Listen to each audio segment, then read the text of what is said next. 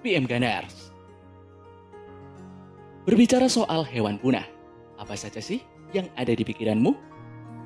Mungkin dinosaurus, mamut, harimau Tasmania, atau yang lainnya?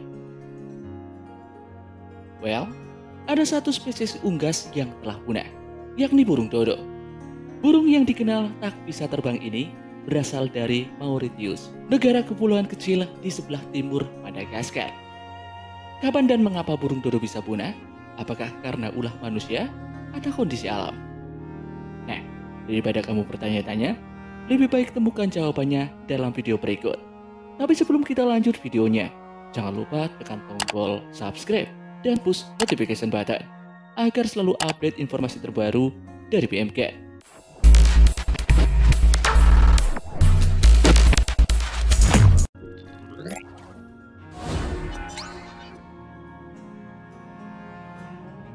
Burung dodo atau dalam bahasa Latin Rapus cuculatus ialah burung punah yang tidak bisa terbang. Mereka memiliki tinggi sekitar 1 meter dan berat mencapai 10,6 hingga 17,5 kg.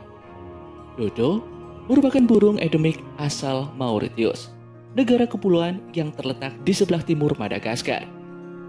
Keberadaan dodo hanya bisa dibuktikan dari gambar, catatan tertulis, dan lukisan dari abad ke-17. Burung ini secara historis digambarkan gemuk, berbulu abu-abu kecoklatan, dan memiliki sejumput bulu ekor dan paruh yang tebal.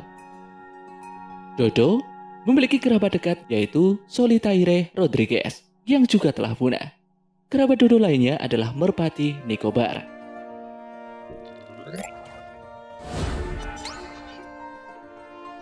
Burung dodo diperkirakan punah pada tahun 1662. Berdasarkan catatan tertulis, dodo disebut pertama kali oleh pelaut kebangsaan Belanda pada tahun 1598. Pada tahun-tahun berikutnya, burung ini diburu oleh pelaut dan spesies invasif, sementara habitatnya dihancurkan. Terakhir kali dodo terlihat pada tahun 1662. Kepunahannya tidak segera diketahui. Sebagian justru menganggap dodo sebagai hewan mitos. Nah, pada abad ke-19, dilakukan penelitian tentang dodo. Berdasarkan sisa-sisa tengkorak kepala kering, satu-satunya jaringan lunak dodo yang masih ada sampai kini, kepunahan dodo menjadi tanda tanya, karena terjadi kurang dari 1 abad saja.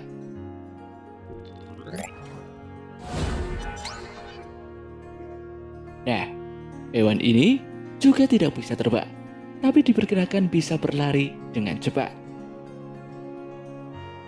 Studi dari tulang kakinya menunjukkan bahwa dodo bisa berlari cukup cepat.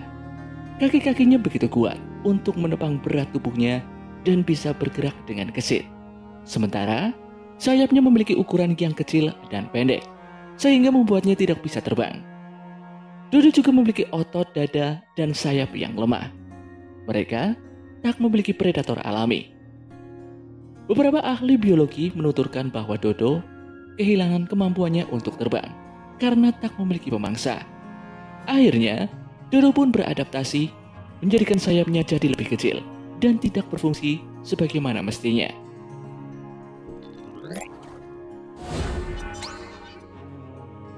Lalu, apa saja yang dodo makan?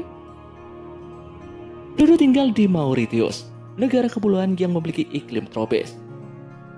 Makanan yang mereka makan pun cukup bervariasi, mulai dari kacang-kacangan, biji-bijian, umbi, akar, serta buah-buahan yang jatuh dari pohon. Bukan hanya itu, dodo juga makan ikan, kerang, dan kepiting, menjadikannya sebagai hewan omnivora. Uniknya, dodo akan memakan batu untuk membantu sistem pencernaannya. Orang-orang di masa lalu menuturkan cara untuk menandai musim kemarau dan musim hujan, yakni dengan melihat kebiasaan dodo. Hewan ini biasanya menggembungkan diri dengan makan banyak buah pada akhir musim hujan. Hal ini dodo lakukan supaya bisa bertahan hidup di musim kemarau ketika makanan menjadi langka.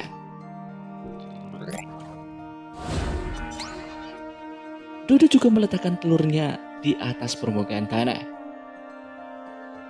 Karena tidak memiliki predator alami, dodo merasa aman dan meletakkan telurnya di atas tanah. Telurnya berukuran besar dan biasanya dodo hanya bertelur 1 butir saja pada periode musim kawin.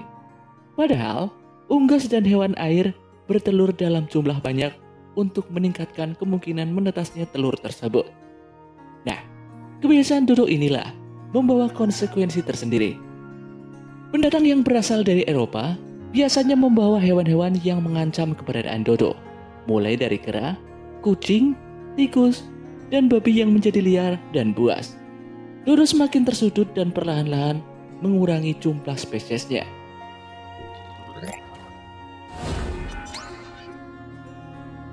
Lalu, siapakah yang bertanggung jawab atas kepunahan burung dodo?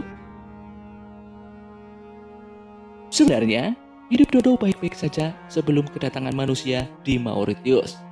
Dodo tak memiliki predator alami yang membuatnya aman tinggal di pulau tropis tersebut. Karena terbiasa hidup tanpa predator, membuat dodo tidak memiliki kemampuan untuk beradaptasi dan dengan segera menjadi sasaran empuk bagi manusia yang mulai mendiami Mauritius.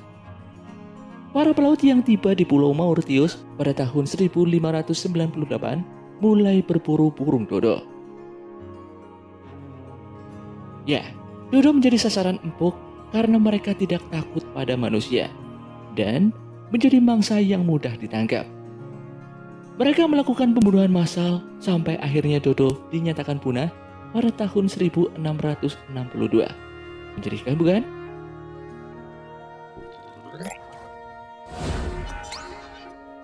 Saat ini, para peneliti merencanakan untuk melakukan de-extinction pada burung dodo.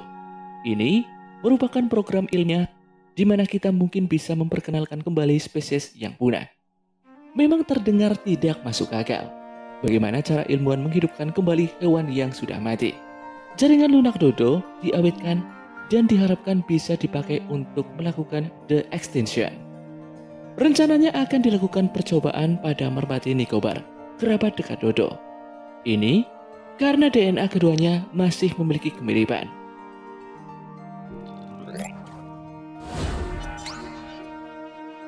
Ya, semoga saja program ini berhasil, sehingga kita bisa melihat dodo berkeliaran di Pulau Mauritius.